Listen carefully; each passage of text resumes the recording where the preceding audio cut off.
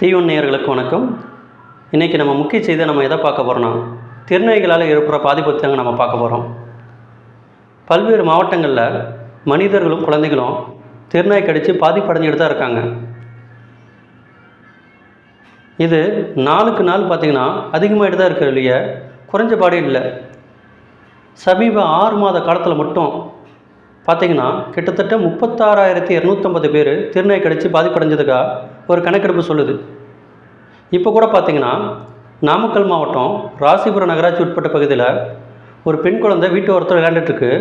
அதை திருநாய் கடித்து அந்த குழந்தைய திருநாய் கடித்து அந்த குழந்தையோட காது முழுசாக பாதிப்படைஞ்சதா இன்றைக்கி நம்ம செய்தித்தாளில் பார்த்துருப்போம்.